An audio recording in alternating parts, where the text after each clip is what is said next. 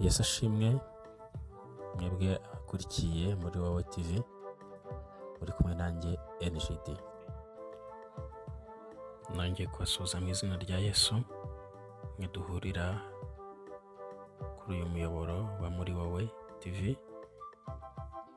Uko twabisezeranye rero, reka dutangire dusenga Imana, hanyuma dusome ijambo ry'Imana muri Bibiliya yera duhereye mu gitabo. Mana, turagushimiye kuri Imana igira neza, tugushimiye urukundo rwawe n'imbabazi utugirira, tugushimiye gukomera kwawe, icyubahiro n'ikibi cyawe. Tugushimiye uyu mwanya nanone uduhaye wo gusoma ijambo ryawe ryera. Umwuka wawe wera yururuka bane natwe, kandi buri wese abe mu ruhande rwe, utuyobore. Mwami Imana, ukomeze kudushyigikira muri byose, mu izina rya Yesu Kristo umwami wacu. Yesu tubisabye, amen. Itangiriro igice cya 7. Nowa yinjira mu nkuge, umwuzure urimbura abantu. Uwiteka abwira Nowa ati, injirana mu nkuge n'abo mu nzu yawe mwese, kuko ari wowe nabonye ukiranuka mu maso yanjye muri iki gihe. Mu matungo yose no mu nyamaswa zose zitazira ujyanemo 7, ibigabo n'ibigore. No mu nyamaswa zizira ujyanemo 2, ingabo n'ingore. No mu nyoni n'ibisiga byo mu kirere ujyanemo 7, ibigabo n'ibigore, kugira ngo urubyaro rwabyo ruzarokoke rube mu isi yose. Kuko iminsi 7 nishira, nzashyanisha imvura mu isi, iminsi 40 ku manywa na nijoro, nkarimbura ibifite ubugingo naremye byose, nkabitsemba mu isi. Nowa akora byose uko Uwiteka yabimutegetse. Ubwo umwuzure w'amazi wabaga mu isi, ku isi, Nowa yari amaze imyaka 600 avutse.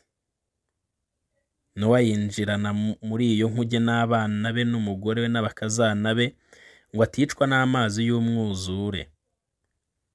Mu matungo no mu nyamaswa zitazira no mu zizira, no mu nyoni n'ibisiga, no mu bikururuka hasi byose 2 binjira bisanga Nowa mu nkuge. Birinjira bisanga Nowa mu nkuge, ikigabo n'ikigore, uko Imana yamutegetse. Maze iyo minsi 7 ishize, amazi y'umwuzure asandara mu isi. Mu mwaka wa 600 w'ubukuru bwa Nowa, mu kwezi kwa 2, ku munsi wako wa 17, amasoko y'ikuzimu yose arazibuka, imigomero yo mu ijuru yose iragomororwa. Imvura imara iminsi 40 igwa mu isi ku manywa na nijoro. Kuri uwo munsi Nowa yinjirana muri ya nkuge na Shemu na Hamu na Yafeti n'abana be n'umugore we n'abakazana be uko ari 3, binjiranamo n'inyamaswa zose nk'uko amoko yazo ari, n'amatungo yose nk'uko amoko yayo ari, n'ibikururuka hasi byose nk'uko amoko yabyo ari, n'ibisiga byose nk'uko amoko yabyo ari, n'inyoni zose n'ibifite amababa byose.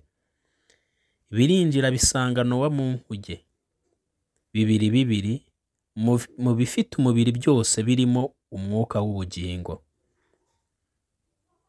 Ibyinjiye byari ikigabo n'ikigore byo mu bifite umubiri byose, uko Imana yamutegetse. Uwiteka amukingiraniramo. Umwuzure umara iminsi 40.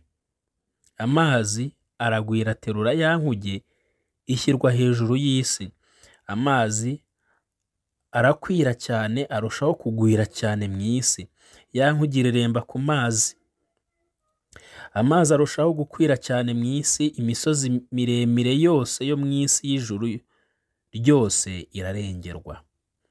amazi agera mu kirere hejuru nka mikono 15, imisozi irarengerwa.